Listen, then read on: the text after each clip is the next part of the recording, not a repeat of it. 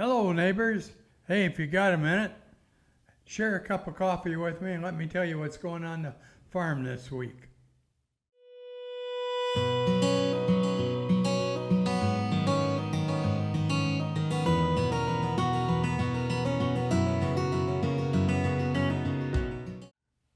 Well, here we are. This is our first podcast. I'm here with my co-host Christian, and Christian, what do you think? I'm excited for this. You are? Yeah. You got me into this. It was your and Diana's idea to start doing these podcasts. I never heard of a podcast, Christian. I know. So this is new. I hope I can do a good job. You will do a good job. But I've kind of asked you to kind of be the moderator, and yeah, we're going to absolutely. talk about how the farm got started. Yeah. So what made you want to buy the farm? Well, Christian, when I was about 40, I used to ride motorcycle a lot, and Sunday morning was my favorite time. I would, going through the countryside, no traffic Sunday morning. I'm watching the guys do the farm thing. I thought, I'm missing life. Well, I had a next door neighbor that was a retired Christmas tree farmer. And I went over one day and said, John, I think I'm going to buy a farm. He took his pipe out and shook it at me and said, let me show you the tree business. So that's why we're a Christmas tree farm. I really thought I'd have a farm where, I might shoot a couple of deer and raise a garden and catch a fish or two in a river, but it sure ain't turned out that way. And a lot of that's your fault, doing all the agritourism stuff we do. My fault. When did you start planting trees? Well, it was really the first year. I bought the farm in 1985, and 94 was the first year I had any trees to sell. And a local teacher from Grand Ledge, in fact, came out, her family bought a tree, and came up and said, hey, Ed, do you think I could bring my class out for a tour? And we did that little wagon ride tour, and that's grown into about 12,000 students a year will visit us. How many trees did you plant that first year? Oh, man. You know what, Christian? I forget how many, but they all died. They really? The first 2 years was a huge drought, and everything died. I almost said, this planting trees, this ain't going to work. But next year I planted maybe 1,000, and by golly, it started raining, and I figured out right then, God makes these trees grow. I don't. Who helped you plant those trees that first year? Oh, man, Christian. I think John John Knowles, the guy that talked me into getting a farm. Or not getting a farm, but did you go out with a doing shovel the Christmas trees. and dig the holes, or did you use an auger? No, we had a planter then. That now, since you've been here, we interplant, which means we go out and figure we're going to cut this tree down this year. We'll stick one in right beside it. Right. Back then, there was no trees. So I had a machine, and we planted them for the first 4 or 5 years with a machine. A whole lot easier than the way we do it now.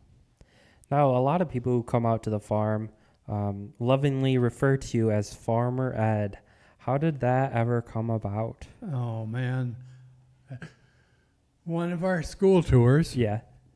A father and his boy, I think they were kindergartner, a little kindergarten student.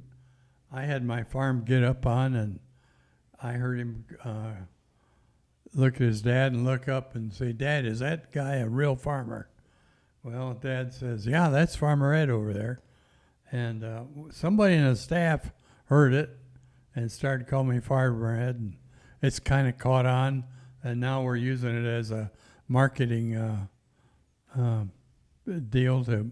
I figured Colonel Sanders, he made a lot of money.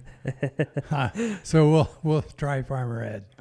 Now, when you were a mechanic, that's what you did earlier in life. I own the garage, Liskey's in town. My son Jerry runs that now and doing a great job. Did you ever think you would be called Farmer Ed or own a farm, or did you think you'd be a mechanic your whole life and that's what you were going to do? It was quite a few years. I had a need to get a farm. In fact, I had an uncle that had a farm in South Bend, Indiana. Beautiful rolling hills and beautiful site. And I considered buying it. He wanted to sell it, and I considered buying that. But then I figured, I've got Liskey's, the garage here, Yeah. and I'm known in the area. Why would I want to go start life all over? Yeah, knowing people, when you're running a business is so important. You have so many outlets and, Oh, yeah. even with the farm, we need somebody to sharpen our blades. And so moving to a community where you didn't have those connections Start all over again. would be hard. Yep. When was the first event out here at the farm? The first event was a fundraiser for Ellie's Place. For Ellie's Place? Ellie's Place is an organization that does therapy for children that are grieving a loss, a brother or father or something. Mm-hmm. And that was the first one. I learned a lot from that one, but that was quite a while ago. Now we're doing lots of stuff, aren't we? Yeah. Weddings being one of those big events that we do. And Oh boy. Well, you know how that got started. Young man Jeff lived right down the road, and one day he's come up and said, he worked for me. Yeah. Hey Ed, I'm gonna get married in 2 weeks. You think I could use your old barn? That was our hip roof barn. It was all trashed. He picked it up, set straw bales around, and had a very simple ceremony. And that's growing into now about 50 weddings a year we do. Well, somebody who was very important with developing those weddings is actually our guest today. Oh yeah, Diana's here, right? Yeah. Now let me, folks. I don't think I said that. Christian is our farm manager. I'm the grunt, and Diana is the true CEO and boss. If you don't think so, when I go to spend some money to buy a new tractor, I got to go through her, man, and it ain't an easy deal. Welcome, Diana. Oh, thank you. No, we got a couple other guests with us. These are our family fur babies. This big one here is Ava, and this little one here is Pocket. These are also my service dogs. Pocket's going into retirement, and Ava is in training. Yeah. Ava, I need you to settle, please. They're definitely an intricate part of the farm and the farm family. Yes, they are. Part of the family, aren't they? So let's Whoops. start at the beginning, Diana. How did you and Ed meet? How did we meet? Wow, that's an interesting story. Ed and I met because we were both involved in the Bath community. I was involved in a group that was called the Community Interest Association, known as the CIA. CIA. And Ed was involved in the Bath Day parades. And so the Community Interest Association helped put on the Bath Days. Ed was doing the parade. He needed help with the parade. He called me up and said, "Can you get me some folks to do the parade?" I said, "Sure." And we met together in that to help him put that parade together. And during Bath Days, and that's how we ended up meeting. Well, actually, I think that was like maybe our second or third meeting when I think about it. The first meeting we ever had was for, and this is your wife correcting you, your first event was not Ellie's Place. It was the Christmas candlelight that was put on by the Community Interest Association, and that's actually the first time we met because I played Mrs. Claus. We've done so many, something I'm kind of proud of. We've done a lot of community benefits that we've donated to farm to, and Yeah. yeah. So And we then- did the CIA Christmas candlelight thing, and then we worked with the fire department with Bath, and And then the Bath Days. I kind of remember us meeting different. You came out here, and we had a meeting for Bath Days here, and that's when we met. That's when I met the baby reindeer. I Yeah, I know. was going to say, when I've heard this story, I've heard about reindeer. Yes. So this was probably the second or third time that I interacted with Ed, and we had a meeting about Bath Days, and we sort of had to wait for him because Ed time. Ed time, yep, Ed time. And after we were done with the meeting, Ed said, "Do you want to meet my new baby reindeer, 2 of them?" And I said, "Sure, why not?" Expecting to go down somewhere to Barnes or something where these baby reindeer would be. He said, "No, come on in," because the meeting was on his back porch of his house. And I said, "Come in." Okay, this is in the back of my mind. And sure enough, I go into the house. And there was this beautiful kitchen. And I go around the corner. Oh my gosh, there's 2 baby reindeer. My gosh. Yeah, I just got them. I was training them. I wanted them to be very friendly. We're doing the same thing with goats now. No, you Working are with not goats. doing the same thing with goats. Well, I'd You like do to. not have them in We my have house. to do it in the barn now. But Yeah, you have to do it in the barn. These baby reindeer were in this room in the house with 2x4s going across that were making like a gate, straw on the floor, the whole thing. These things were living in the house. They were doing their Mother Nature duties in the house. Right. Yeah. Don't want that now. Yes, and as our relationship continued and as we got married, this continued for a little while, and then I can assure you, ladies, it does not happen anymore. But it took a few years for that to stop happening. The house is the house and the barnyard is the barnyard. So when you came aboard, what did you change on the farm? oh, let me tell you that. When she came aboard was our first, I think our second year of selling, my second or third year of, we were new of selling trees. And she was a big part of it. Got the store going, the gift shop. We had a very small one, and she got that going and took over the books, ran the reshop. You did it all. You never helped me plant trees, though. I beg your pardon. You did? My parents and I helped you plant Oh, a that's lot right. of these trees. It didn't last very long, though. I think we did at Once least we 2. got married, that was the end of my tree planting help. Well, there's some things you do during courting that you may not carry on, right? Right. But no, I did help you plant trees. And I also helped you shear. And then there was a point where I decided that a very sharp knife and me just didn't get along. No. Yeah, and so I stopped helping him with the shearing of trees. Although I do have the shearing knife that he bought me, I still have that.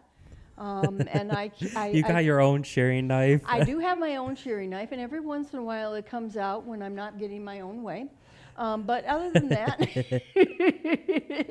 it is. I do keep it as a reminder that we are on a Christmas tree farm. But yes, no, and but it's been a while since I have planted a tree. But I think that may be a normal thing for me to try to pick up an auger at this stage of my life or get down on my hands and knees is not necessarily something that is done very easily. Now, weddings, you had a big part with getting weddings here at the Yes. farm.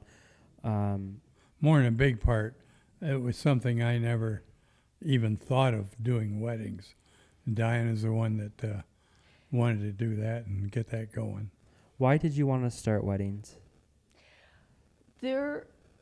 When you are in a cash crop that takes you 10 years to get out of the ground, Yeah. cash flow can be an issue at different parts of the year.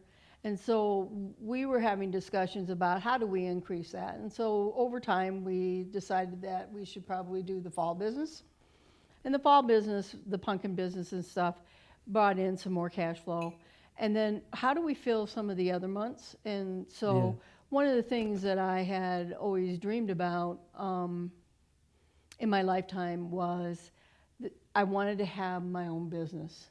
I had been working outside of the farm for quite a while, and what would that business look like? Right. And there was a couple things. One was I was always a clothes horse person. Yeah. And then, that's the right term.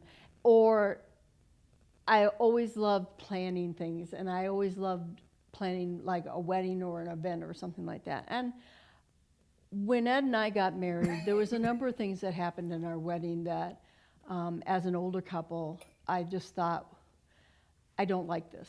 The problem in our wedding was Ed wasn't present. And I mean that in terms of, yeah, we got married and stuff, but we were doing everything. And the wedding, the bigger part of our wedding reception ended up here. And so it's Ed's, farm, so he wants to make it shine. He got involved in the cooking and everything. It's more than that. I'm cheap. I didn't want to hire a caterer. I thought I can cook. Yeah, well, okay, I'm glad you said that. I wasn't going to do that on the podcast. And so as I got to thinking about that, I thought, other weddings that I have been involved in my lifetime, the bride was doing everything on the day of the wedding. And I just thought, you really lose something in that process. I really wanted to spend the day with my husband.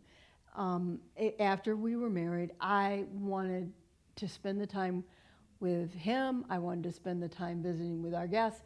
That didn't happen. Yeah, I got to visit with the guests, but I'd even missed our first dance. Really? Yes. What were you doing? How did you miss that? I have no idea. It's probably, I don't know.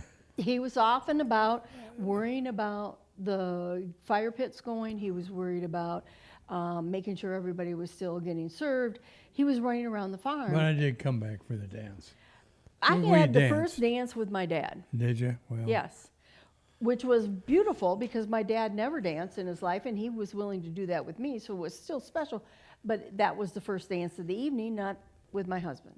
So, but anyways, neither here nor there. That's long time gone. But when we started doing weddings here on the farm, I thought our niche is going to be giving the full service so that when the couple is here, they only have two things that they have to worry about for the day: getting married and having fun. And nothing else. That will be our niche. Nobody else does that.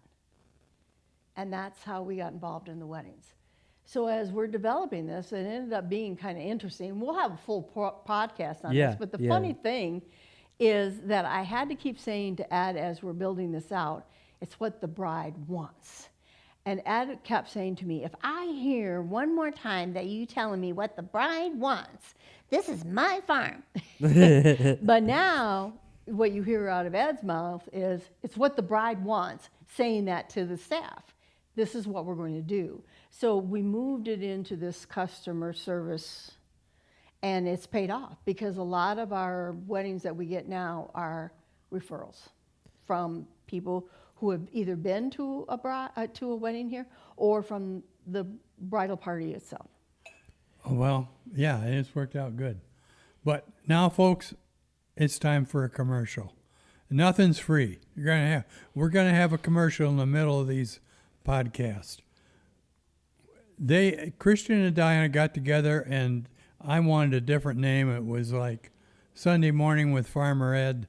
They said Coffee with Farmer Ed. And so we come up with the idea, if you send us your favorite coffee cup, we're going to send you back a Peacock cup, coffee cup. And I'm hoping someday you're going to come in the barn and we'll have a couple thousand cups on the shelf in the barn of folks that want to trade cups. So that's our commercial this week. We'll trade coffee cups. Send us a coffee cup and we'll send you back one. Now, back to business. Christian, I don't want everybody to think that this place is all about weddings. We do other things. Yeah, why don't you talk about the different seasons that we have here at the farm? Well, I should have you talk about it, but we really have 3 seasons. We start our weddings on the 1st of May. They run through the end of October, right, Diana? And then the 1st of October, we start our fall pumpkin activity, and that goes through Halloween. And then there's a couple of weeks, 2.5 weeks that we're pretty well closed down. And then we open up the weekend before Thanksgiving. We open up for Christmas. And then we're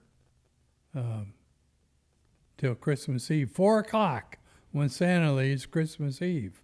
Now, So, Christian, your and I's day off. The only day we got off, Christmas Day. Other than that, it's work, work, work, work. Honey, I disagree with you. I'm sorry. What? We have 4 seasons. What's the fourth one? Maintenance. Maintenance. Yeah, Yeah. but we're not open to the public. And Oh, I disagree to that too. oh, okay. You All let right. anybody walk on this farm to go and get and see the animals. You are not one to turn anybody away. It doesn't matter if the gates are closed, if we get a phone call or whatever. And we are also doing wedding tours during that time. Christian, why don't you tell them about our animal park? How many animals we got down there? I think we have over 150 down there. Yeah. 150 now. Yeah, of 'em are your well, sheep. Well, we've got a lot of goats down there. We just Oh, yeah, had we've- 20 We've some been birthing goats 'em. down there. Yep. We have lambs, we have the cows, we have the alpacas, we have the rabbits, we got the peacocks, we got old McDonald's farm down there. And you forgot my favorite, the horses. Oh, and the horses too. Come on. My favorite, obviously, is the sheep. Having my sheep down there. Christian has, And the I ducks. think about 10 sheep here. Well, and that's it what you really think. impressed me. His goal was to teach kids. He was in FFA and very active yet in FFA. Yeah. And went to fairs, Shiawassee County Fair, showed sheep, and now his goal is to train other young people how to show sheep, right? Yeah, Christian? yeah. So that's the aspect, the education part of the animals is kind of the passion I've taken on here, along with many things. But that's kind of when I was in high school, I had this desire to be an elementary school teacher, and then I had a change of heart and went into business and ended up here. So really, I enjoy the school tours, but especially the education of with the animals. And I have some bottle lambs that were born this year, and I'm excited to have people and kids out and educate them. You know, this is what a sheep eats. This is the wool you get from them. All those aspects, being hands-on. And you know, they say every boy needs a dog. Well, I think every boy needs a sheep. So Well, I think that's why Diane and I feel that we're so lucky we have you on our team. Oh, Because honey, we need to tell the story of. you have a business degree, yes, which we really need, that part of the operation. And then you have the agricultural background and a desire to be in the agriculture thing. And my desire, one of my desires was that I'd be able to share my childhood as being raised on a farm with kids today. You know, 150 years ago, Christian, everybody, most of their life was in collecting food. It was either butchering or hunting or fishing and canning and baking, and it was most of life, or a lot of part of life, was about food. Well, that's gone today. Now we go to Myers. Everything comes from Myers. But that DNA is still in our heart of I call it get grounded. That's why people come to an agritourism farm, is to feel a little bit about, even though they don't know it, it's their DNA. as a kid, this is kind of a funny story, but as a kid, my grandfather and my uncle were farmers, so I would always get to ride in the combine, and I would sit on the floor and I would just watch it turn and eat the beans up, and that was so entertaining. Well, they ended up outsourcing to another farmer, and I don't know, I was around 8 or 9, and I really wanted to get in that combine. And I wasn't very subtle about it. So I took my chair out there and I sat down, and then I moved it a little bit closer to the combine. Then I moved it a little bit closer until they said, "Do you want to go for a ride?"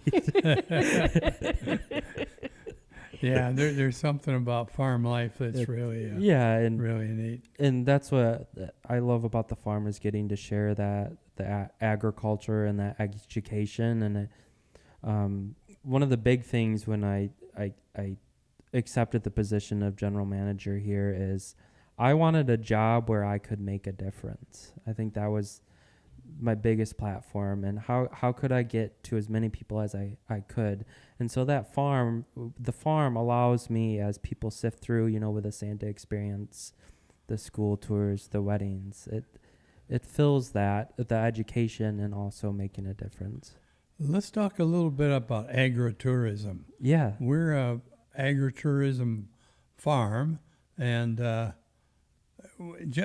agritourism, I know what it means. You tell us, Christian. Yeah. So Can I stop for just a second? Yeah, absolutely. I want to also add to that it's not just the people that come here to the farm that we're teaching, Oh, but absolutely. it's the kids that we're hiring. You can't hire farm kids anymore. Oh, absolutely. So the kids that we're hiring from the surrounding area, the high school kids and stuff, and sometimes even the adults, have not been exposed to farm life. And so we are training them and exposing them to farm life too. So you wanting to touch and make a difference and add the same thing Yeah, I think is exactly. well, and we're you doing- too. I think that's where we're all we're all kindred making, spirits on that. Yeah, exactly. And I think that's important because we kind of assume that most adults have had a touch at farm, and that's not true. It really isn't. I remember in my job that somebody, when we were just before the pandemic, and we were trying to figure out some places about how people could become self-sufficient, and one of my bosses said something about, well, they can grow eggs in their backyard. And I'm sitting there just going, the statement itself doesn't make sense for people that would be in inner city Right. areas.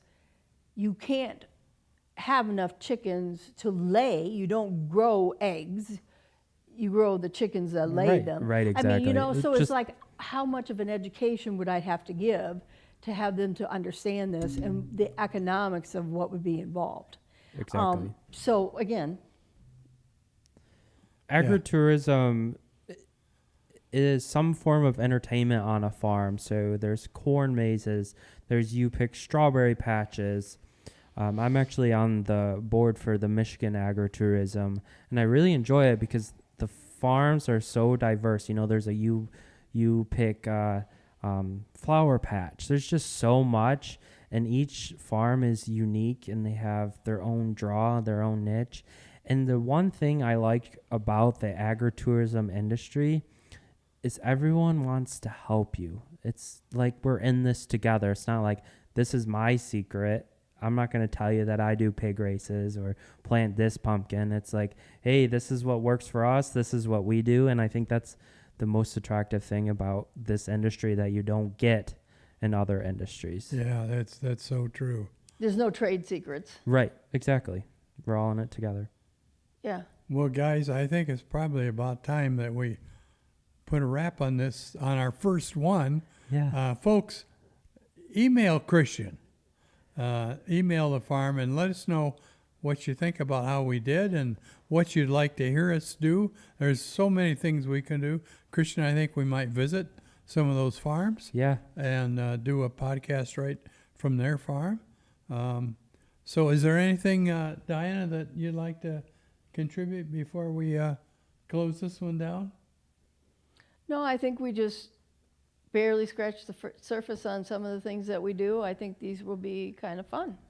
Yeah, I'm interesting. excited to dig deeper and kind of share our backgrounds and how we Yeah, all come together and we make it work. Yeah, and I think we need to dig deeper in terms of you growing up on a farm as well, in terms of what brought you back. You actually have come back to your roots. Yeah, that's something about a farm. I just got back from the summer agritourism meeting where we visited several farms. And it's amazing how many young people left the farm. And then, they went in the corporate world and quit and went back to the farm. There's something about a farm that just draws you in. But okay, folks, let us know if you like it. Don't forget the coffee cup, and we'll talk to you next week.